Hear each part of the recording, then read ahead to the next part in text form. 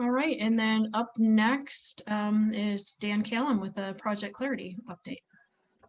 Okay, thanks, Kelly. I'll start sharing my screen here.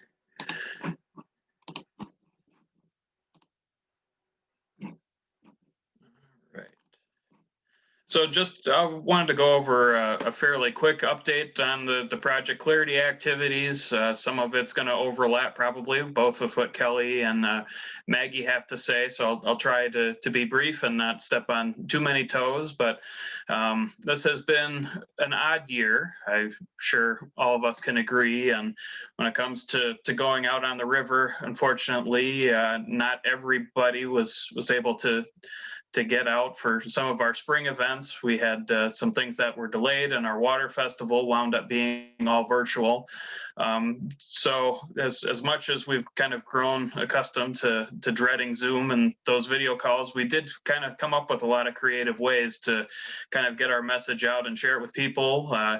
Jamie, our chief program officer, was out in the Macatawa Marsh a couple different times leading some tour events, and we did have quite a few partners partner in on us hosting some virtual and socially distanced events for our water festival. So although this was kind of an odd year, we were able to still engage with quite a few people. We've been doing a lot more of our programs remotely, either through YouTube videos or Zoom meetings where we can still engage with community members and students. So still reaching out, and a little harder to assess the impact that we have, and it's a little trickier to see how many people are watching or engaging with you, but we're still trying to reach out, and hopefully many of you were able to join us for some of these activities.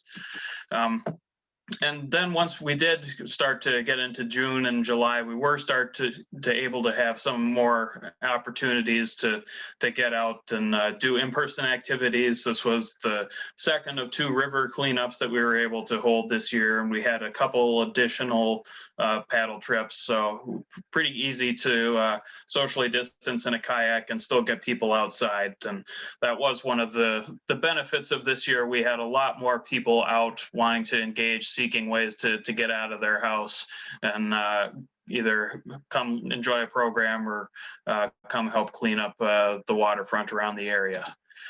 So we did have a number of different folks, and including people who probably before this year would never have thought about getting out on the water. So we're really happy to be able to engage with new and different folks out in the watershed. So a few projects that happened to take care of. Kelly will go into more detail on a lot of the ag activities that took place. We did have a few in field and near field restoration projects this year. We are wrapping up a grant through the Michigan, formerly Department of Environmental Quality, now Eagle, their non-point source program. Last year we had restored about 700 feet on Peters Creek, and another part of that project was putting in about 800 acres of no-till ground on the South Branch and Peters Creek basins, and we also installed about an 1.5 acre sized wetland in the North Branch Basin, just inside Fillmore Township. So this is on Wes Copesfield. He is for those of you who know Wes, he's a very interesting guy and thinks about farming differently than a lot of other folks would. So on the right side of the field is the North Branch of the Macatawa River, and he had a little bit of an odd angle to his field, and he thought, you know, what if we square off the field and convert the rest into wetland? Can you get some deer and some waterfowl and some other wildlife into the area? And so we basically worked attaching it to this pretty small tributary of the Macatawa River, but he was concerned about the legacy of dirt running off his field and wanted to provide an area with high quality habitat that could attract wildlife, and know that he was not going to be having as big an impact downstream upstream.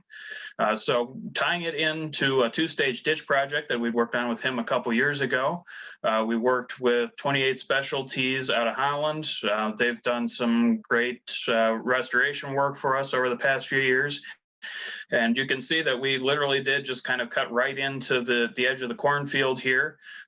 He has some concern both flooding coming out of the ditch and also just being able to dry out his crops. So by putting this little wetland in, we're able to drain more water into the wetland and store it in a spot where he's more happy to have it. And we kind of seeded everything and got this done. And this photo took place a few weeks ago.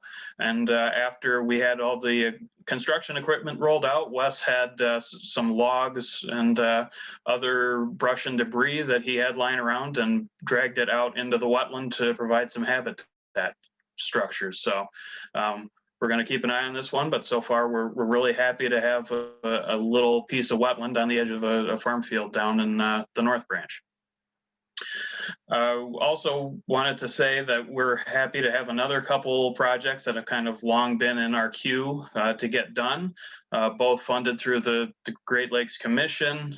Kelly and Rob took the lead on this one, but Project Clarity was happy to provide some additional support to be able to get these projects done. So including a stream bank stabilization project along Nordelos Creek in Holland Township, as well as a two-stage ditch project in Zeeland Township at a cattle crossing that has kind of been on our radar for a while. So we're very pleased to be able to get several on the ground projects done. And kind of adding to our portfolio of a pretty good spread across the watershed that we've been able to achieve geographically. These kind of represent either the farms or specific areas where we've been able to do some work. And as you can see, our spread is pretty, I'd say we've got a lot of green that we've been able to achieve on this map over the past few years. The yellow is all of the agricultural area, the white is other land uses, and all the green is either park space or farm field that we've been able to apply some sort of best management practice on. So we feel really good about this map, and we feel like we're going to keep working to try and keep picking away at some of these fields, and kind of as the next phase of Project Clarity rolls out, we'll hopefully be able to more specifically target some of these additional areas. I feel like we've got a much better idea of kind of where we still need to work. And we are working on providing more spaces for folks to be able to get outside. So this is a little bit of my Macatawa River Greenway hat, but also still our Project Clarity hat. This is over at the west end of our middle Macatawa Wetland Preserve. So 5 years ago now, we were able to restore about 46 acres on this property in Zeeland Township. And we did get a pretty good sized donation from the Geerlings family this past year. Paul, the former drain commissioner, and his family had historically had a cattle farm on this piece of property and wanted to help provide some additional infrastructure at the site. So providing trail bed, parking lot, an observation platform you see there, and some signage. And this is kind of the first phase of hopefully a couple miles of trail in this area as we continue working on providing trail space and better connections for folks to hopefully go out and see some of the wetlands that we've been able to restore over the past few years. So we continue to work on keeping an eye on things. This is our just a little bit to the east of the Geerlings trailhead, the view of the Middle Mac Wetlands complex. Just to see that we're keeping invasive species at bay and things are still performing pretty well. So now 6 years since we've put our first piece of Project Clarity projects in the ground, we're happy with how things are looking. So if anyone has any questions, I'm happy to try and answer them. Otherwise, I'll turn things over to Kelly. Okay, I don't see any questions in the chat box, but if you have one, go ahead and type it in there.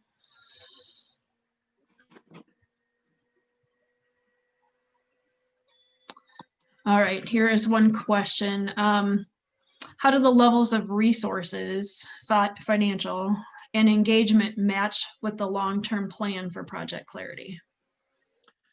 So currently, Project Clarity, we've raised a little over $10 million, and most of those funds have been already allocated or spoken for. We do have some additional money that is going to be coming in over the next several years. A lot of that will be going towards research or already going to match grant funds that we've been able to secure from other locations. So kind of in the current state of where we are, we're probably going to seek some additional funds to do some more work, particularly updating the management plan, which Kelly may touch on in a little bit. And it's been long enough since Project Clarity started that we're kind of at the point where we can take a little bit of a pause, assess where we are, and then kind of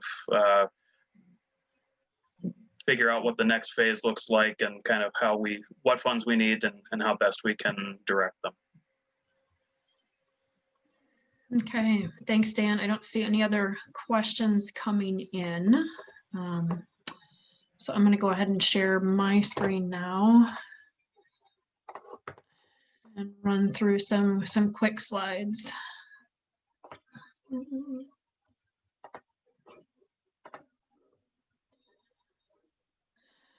Okay, except I don't think I shared the right screen.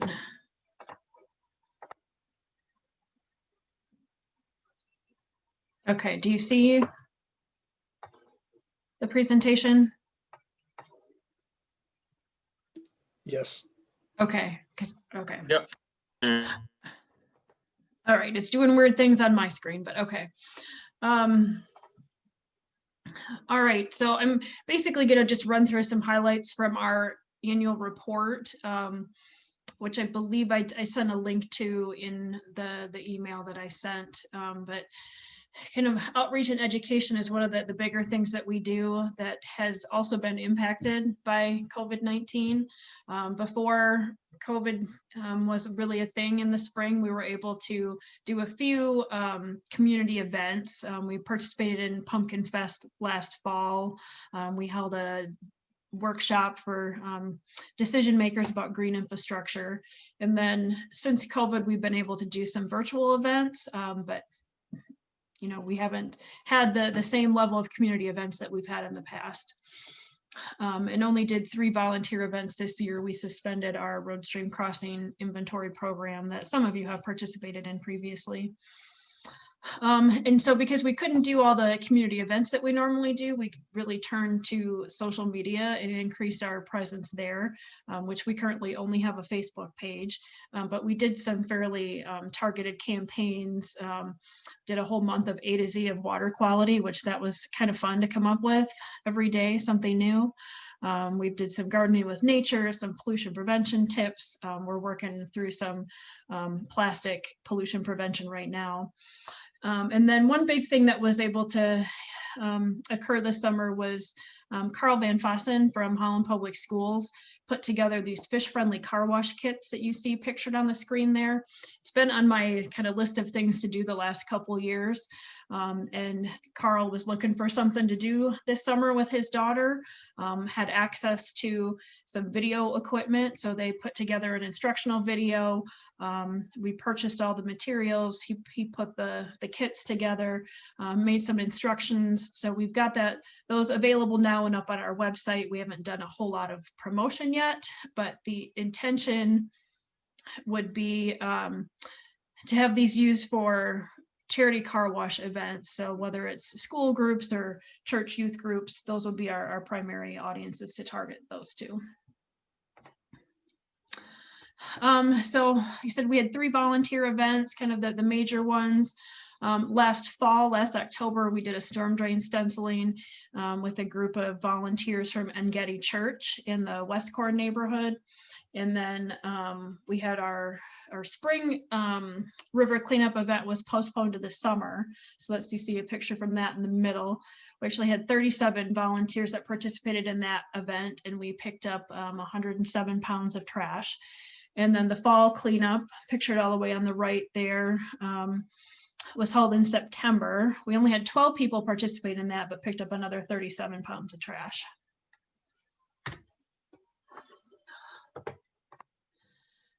So on the stormwater front, one of the biggest things that we've been working on this year is putting in curb cut rain gardens, working with the City of Holland in conjunction with road reconstruction projects. So the garden that you see pictured on the screen, it's the same garden taken about a month apart in every picture, starting in May, ending in August.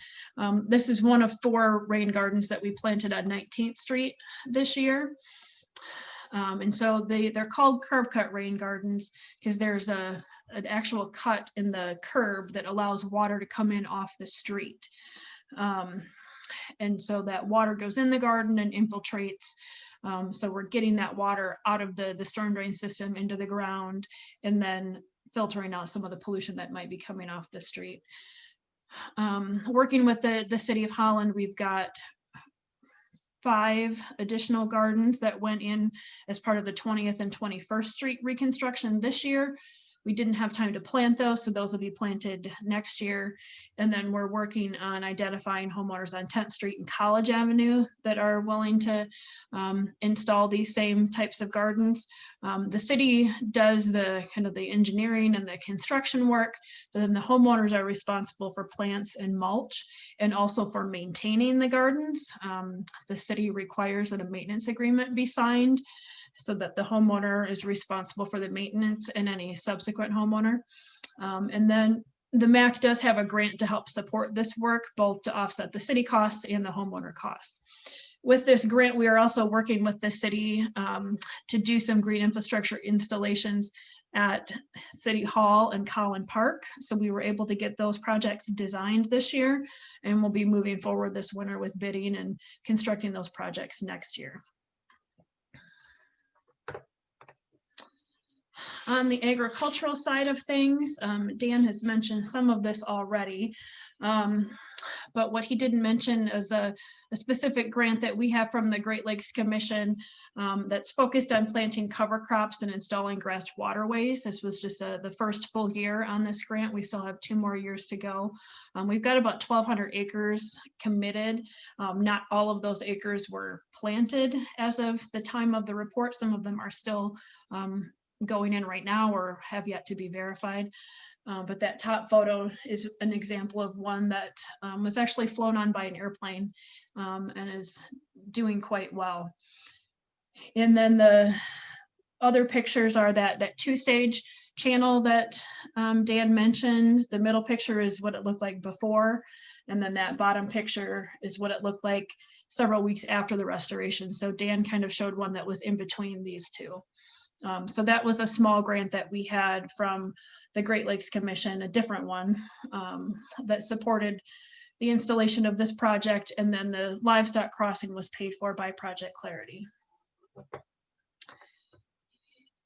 And then just a few other projects. Again, Dan showed a picture of the stream bank restoration, another one that was a small grant from the Great Lakes Commission.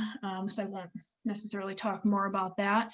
We've also been working with watershed partners around the state to have conversations about sustainable watershed funding. This is a project that we've been working on for several years, kind of investigating some options for generating sustainable revenue for the work that we do. We talk about grants all the time in these annual reports, and those grants are very competitive. They're not easy to come by.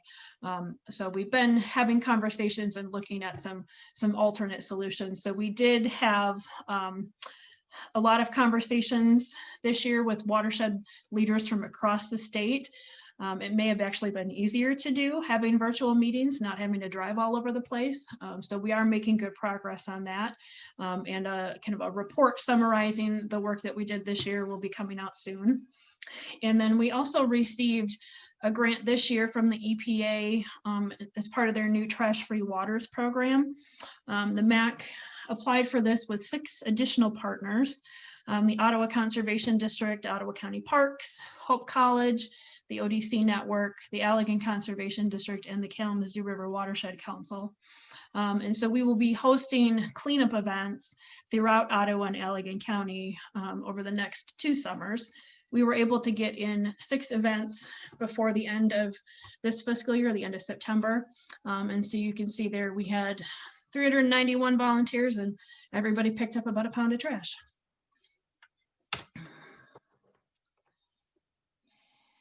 And with that, I will take any questions. I don't, oh, there's one. Let me stop my sharing the screen real quick here. All right, how many green stormwater infrastructure projects, agricultural projects, et cetera, do we need to reach our goals? That's a really excellent question. So I don't know numbers off the top of my head. We do have a watershed management plan.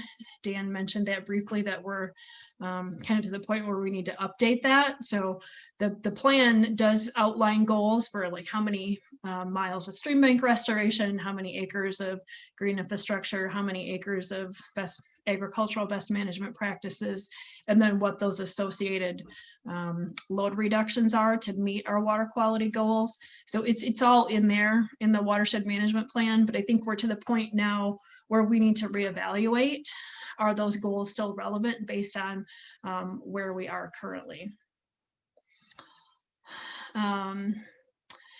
Yeah, so and then Peter is asking, and I think Maggie will answer this question in her presentation, asking where are we at related to phosphorus, our phosphorus goal in Lake Mac. So I think we'll just let Maggie handle that in her presentation.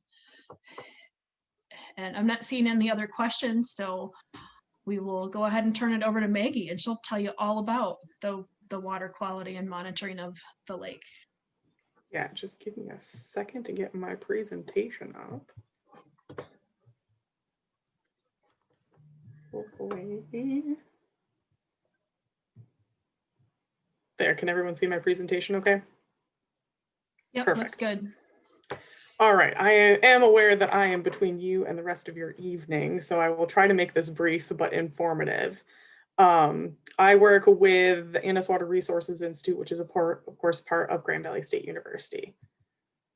As most of you know from my previous presentations, I'm not really reporting on new information. Everything is in our 2019 report, and we will be coming out with our 2020 report soon. I do have some data in here that is from 2020 as well, so it's not completely kind of a regurgitation of this report, but as you know, it's very lengthy, but there's a lot of good resources in there. The things I'm going to highlight today kind of all tie in with that phosphorus, so thank you for that question, because it'll all kind of come together for us. We did some wetland sediment work within the constructed wetlands in Hayworth and Middle Macatawa, looking at kind of, are they a source or sink of phosphorus? How is that phosphorus bound to the sediments?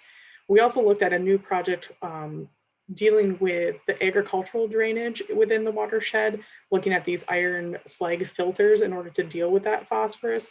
And then lastly, I'm going to kind of wind up with the Lake Macatawa monitoring, and of course, kind of a quick update on the fish report that we have on the fish community. So with that, I am going to start with the wetland sediments.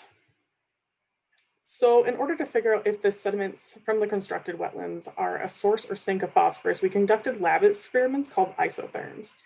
And this gives us a hint of what might be happening in the wetlands when they're inundated with water. So simply put, we do this by taking sediment cores of that first top 10 centimeters throughout the constructed wetlands. We have 4 sites in each of the Hayworth and Middle Mac wetlands. We then expose them to different concentrations of phosphorus, so from 0 to 500 micrograms per liter. And we calculate basically after 24 hours, what's the difference of what we put in to what we get out. And that can get us our equilibrium phosphorus concentration, or EPC. And that's after they've been exposed for 24 hours. The other kind of puzzle piece to this is sediment fractionation, and it looks at how phosphorus is bound to the sediment. And this is through another method using chemicals to kind of see how that chemical bind is happening. I'm not a chemist, I'm a biologist, so bear with me on this.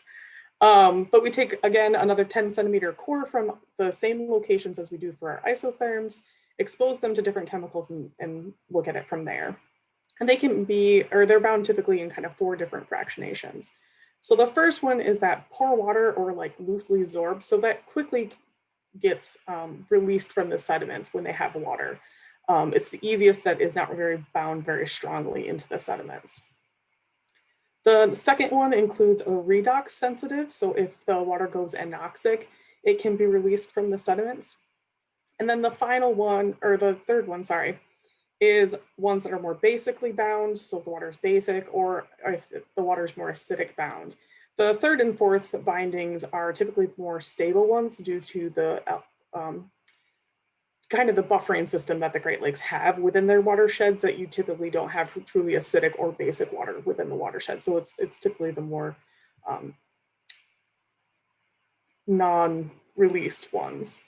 Up first, I'm going to talk about the Hayworth property. And we have 4 locations, like I said, within this watershed.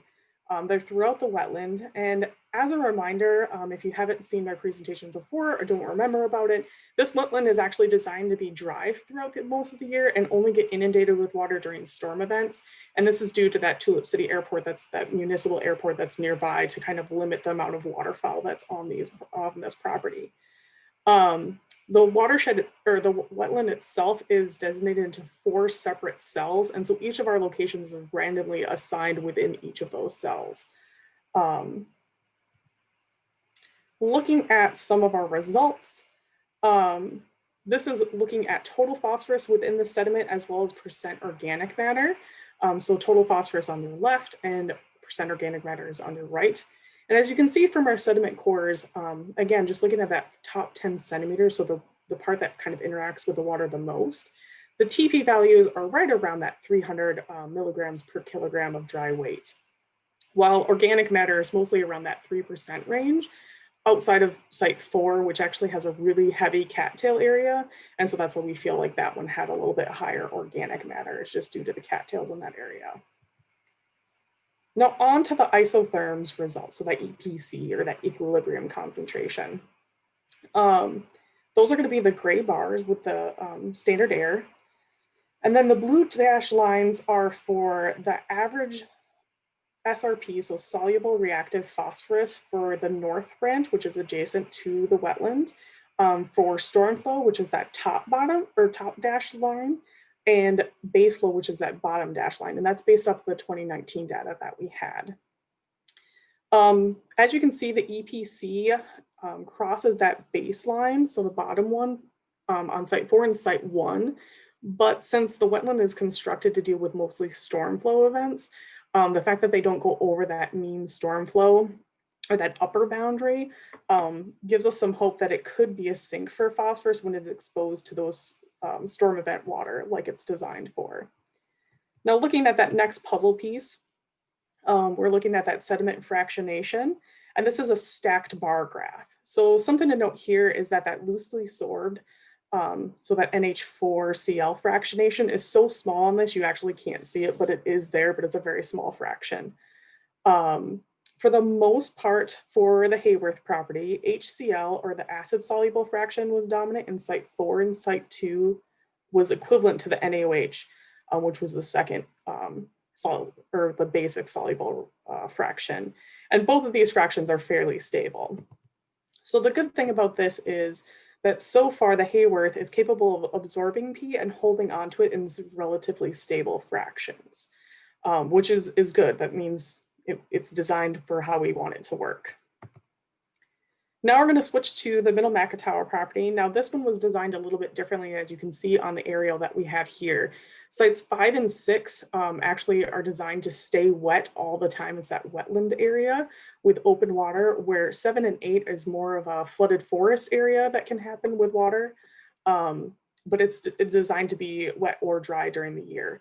When we went sampling in 2019 in October, it actually had about a foot of water even at site 7 and 8. So it's a little bit interesting to do our sampling there, but it is made to get wet from time to time. Again, looking at that TP value, on the left and the percent organic matter on the right, the excavated sites, so that where that wetland is 5 and 6 are lower than the non-excavated sites of 7 and 8. And this makes sense as well as an open area. The top sediment has gotten removed or moved elsewhere. But overall, the TP is much higher than Hayworth, which was around 300, where we're looking at a range of over 400 to over 1,000 micrograms or milligrams per liter for middle MAC. Now this slide looks a little different for the EPC, and this is for a couple of reasons. So the left panel is showing all the data, and then the right panel is kind of a zoomed in of those gray bars showing the EPC. Again, those blue dashed lines are showing that middle Macatawa average base flow, which is the bottom one, or the average storm flow, which is the top one from 2019. And then the added portion to this, because everything was underwater, we took water samples of the overlying water from where we did our sediment cores. And so that's what those red dots are as well. And basically what this is showing is that for Hayworth, the EPC values are lower than the red dots, which is good, as well as both the base flow and storm flow. So this is suggesting that the sediment is actually a sink for the overlying water because those EPC values are below everything that we looked at during that time. Now, when we look at the fractionation, which is a little bit different than the Hayworth, the NaOH fraction, so that iron and aluminum bound, was the largest fraction. Although it's basic, can be released under basic conditions, it actually is anoxic sensitive as well, and can be released when the water column goes anoxic, so without oxygen. And this may be accounting for those high levels or those red dots of high phosphorus that we saw while we were there. So in conclusion, for the middle MAC, despite the EPC values and the P saturated sediment has very limited capacity or binding sites to take up additional P. This might be the reason why the overlying water had high phosphorus or just the sampling date that corresponded with a higher flow event. There may not have been enough time when we sampled for that phosphorus to get actually processed either into the biota or into the sediment before we sampled. We are hoping, because we did this sampling again in 2020, that it'll be a little bit more clear of what's happening in that area. Now we're going to switch gears a little bit and go into those iron slag filters that were built in 2018.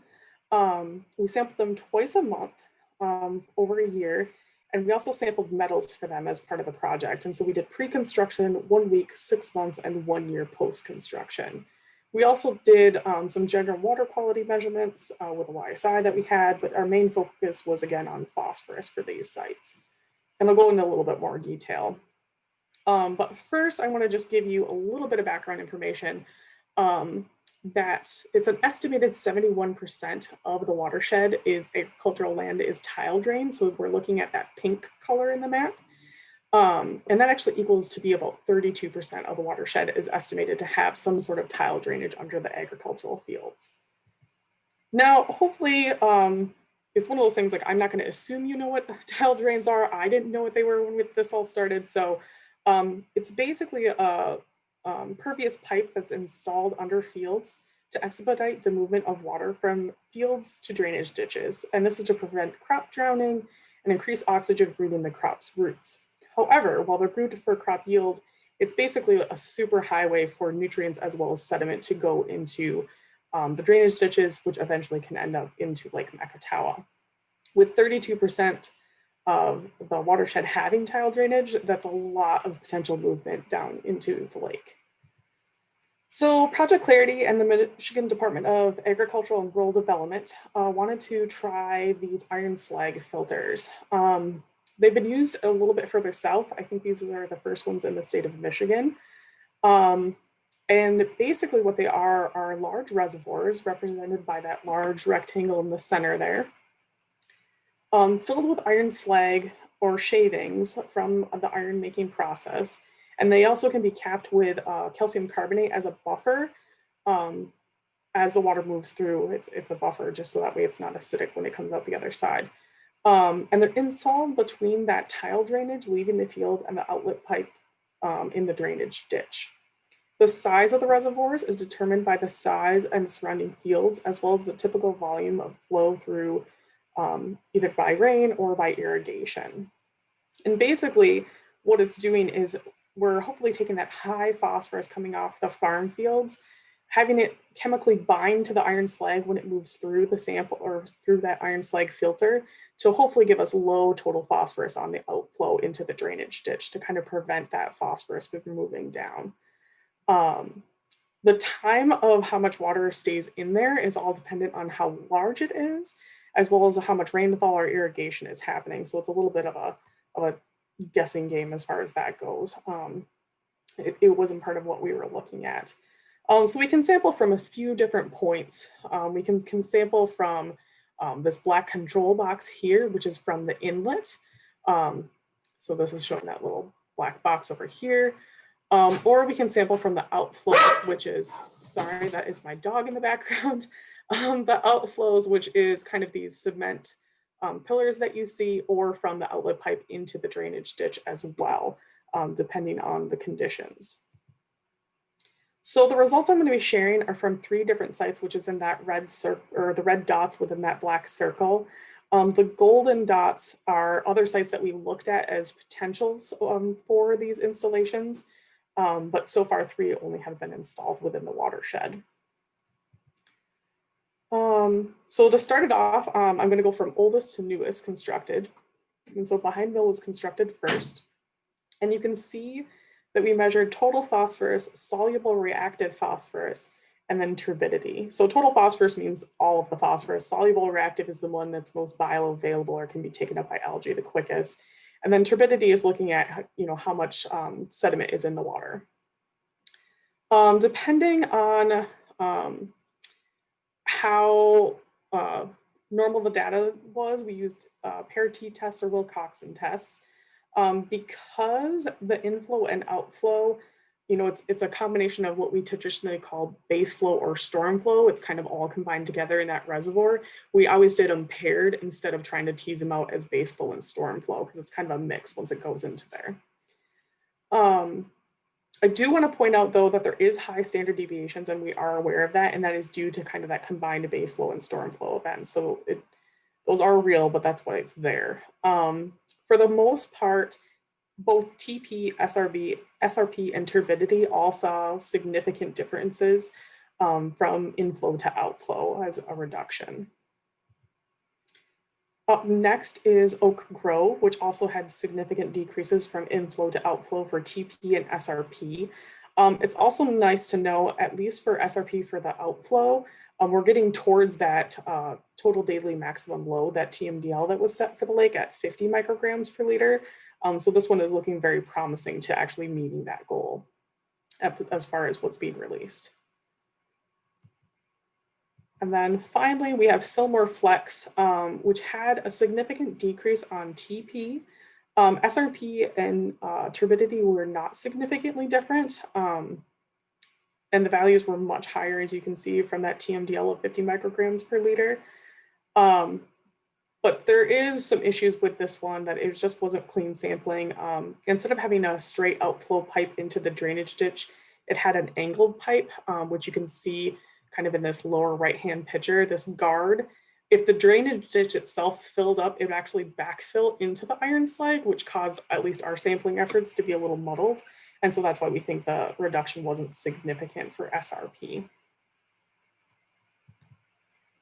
So the next thing we looked at was metals and PAHs, which are polyaromatic hydrocarbons, typically dealing with crude oil or gas production. And it's just because as you're putting iron slag from iron production into these filters, we also wanted to make sure that we're not a source of potential harmful metals.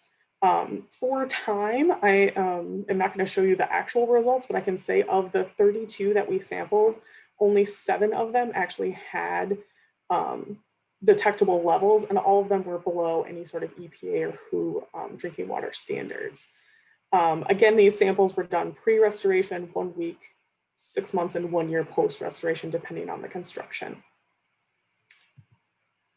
So the conclusions about that is basically there's been some effect which previous work within the wetland have shown to reduce TP concentrations, but those highly engineered solutions to be much more effective of reducing concentrations. And so far, from what we've sampled, iron slag filters have not posed as a main source of metals or pHs within the watershed. And now I'm going to make a final shift into the lake itself. So as always, we do spring, summer, and fall sampling.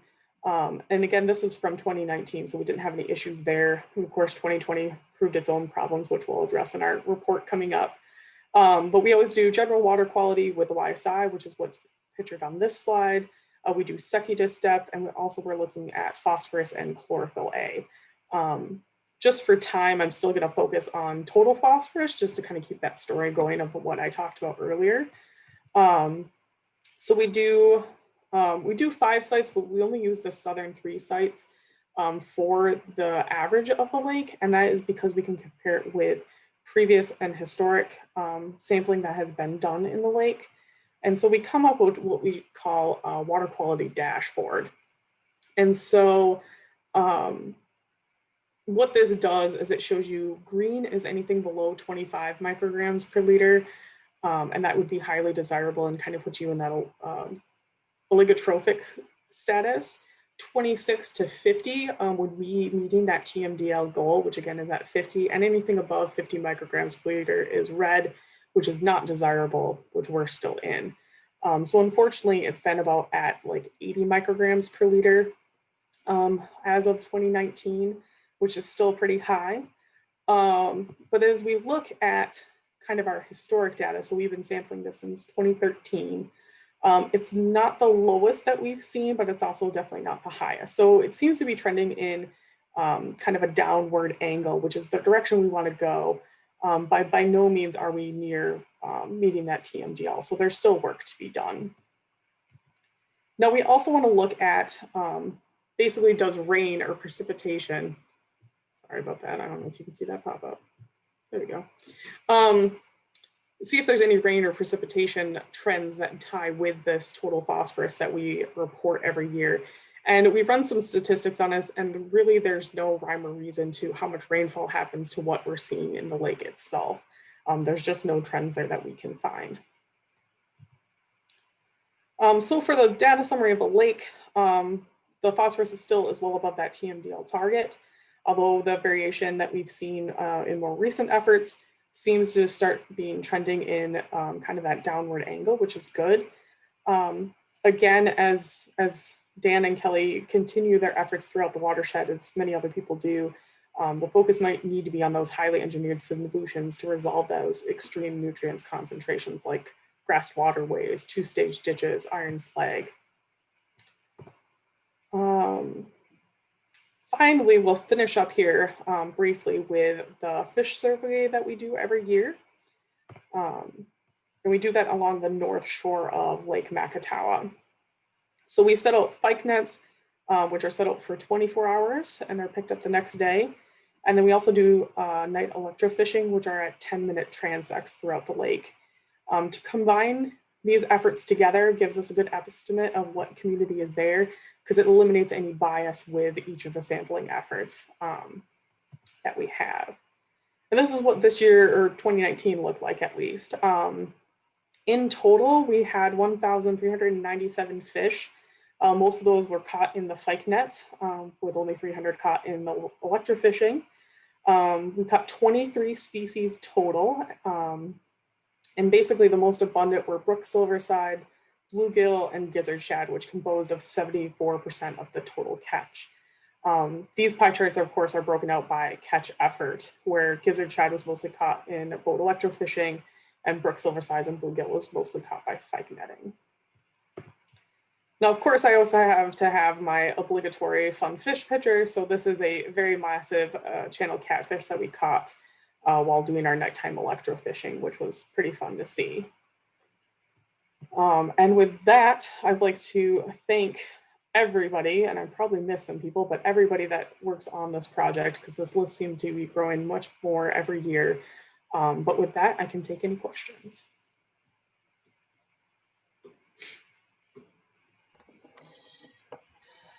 All right, thanks, Maggie. I don't have any questions in the chat box yet. Does anybody have questions? Also, Peter, I hope that answered your question. Yeah. Perfect. Just say we're a small enough group. If anybody wants to ask a question, feel free to just unmute yourself.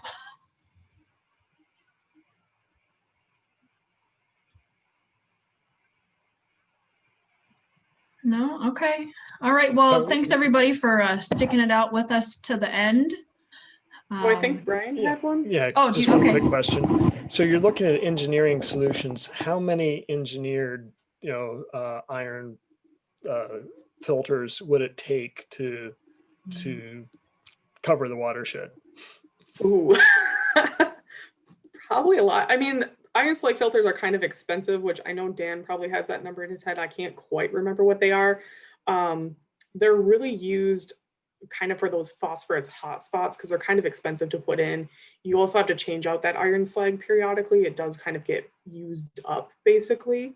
Ironically, when you sell it back to the people, they could regrind it and use it for fertilizer actually, which is kind of interesting as well, or reprocess it to use it for fertilizer.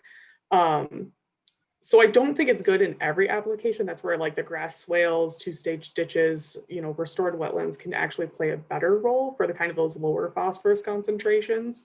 So it's not really a fix-all in the watershed. But really, we've only sampled quite a few agricultural drainage because you kind of have to ask permission to sample those from the farmer. So it's hard to say how many should be put in order to kind of deal with those really high phosphorus spots. And kind of initially, we've tried to get a little bit of a sampling of different kinds of sites, all generally with high phosphorus, but just kind of different soil types, a little different history to them. And so far, they seem promising. I think our big questions were, is it actually removing the amount of phosphorus that it's supposed to? And is it going to have any negative side effects? And so far, those answers have both been as we had hoped. And so I think kind of going forward, we're going to try and target these into the very high end phosphorus fields, those with a history either of poultry or hog manure applications, where we start to see these really high applications. Because I don't think this is a solution for every field in the watershed, but if we can find the hot spots, this is a great effective tool by the looks of it. Okay, and I see that Peter did type in a question. Are we still working against a federal deadline for Lake Mac?